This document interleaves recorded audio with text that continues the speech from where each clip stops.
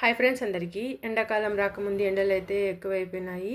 ఈ ఎండాకాలం టీ కాఫీలు అలవాటు ఉన్న వాళ్ళు రాగి జావ చేసుకొని తాగితే హెల్త్కి ఎంతో మంచిది. మీరు ట్రై చేయండి. పాలు, బెల్లం, రాగి పిండితో. ఇప్పుడు స్టవ్ మీద గిన్నె పెట్టేసి కొద్దిగా నీళ్లు పోసుకొని మరగనిద్దాము. ఇంకొక గిన్నెలో పాలు అయితే పెట్టేసినాను. రెండు కలిపి ఉడకబెడితే ఇరిగిపోతాయి కాబట్టి ఇప్పుడు నీళ్ళు అయితే మరిగినాయి. బెల్లం వేసి కరగనిద్దాము. ఇప్పుడు ఇంకొక గిన్నెలో 2 స్పూన్ల రాగి పిండి వేసేసి కొద్దిగా వాటర్ వేసేసి కలుపుకున్నాము. కలిపి బెల్లం కరిగిపోయింది కదా, ఇప్పుడు దాంట్లోకి వేసి ఉడకనిచ్చుకున్నాము.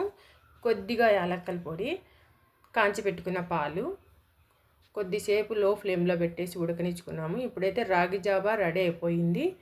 ఇప్పుడు దీనికి పిల్లలకైతే గిన డ్రై ఫ్రూట్స్ వేసి ఇవ్వచ్చు, బాగుంటుంది. టేస్ట్ ఇంతదైనా టేస్ట్ అయితే సూపర్గా ఉంది. మీరు ట్రై చేయండి. ఈ ఎండాకాలంలో చాలా మంచిది హెల్త్కి. మా వీడియో నచ్చితే లైక్ చేసి సబ్స్క్రైబ్ చేసుకోండి ఫ్రెండ్స్. నచ్చకపోయినా లైక్ చేయండి. Thank you friends. Bye bye.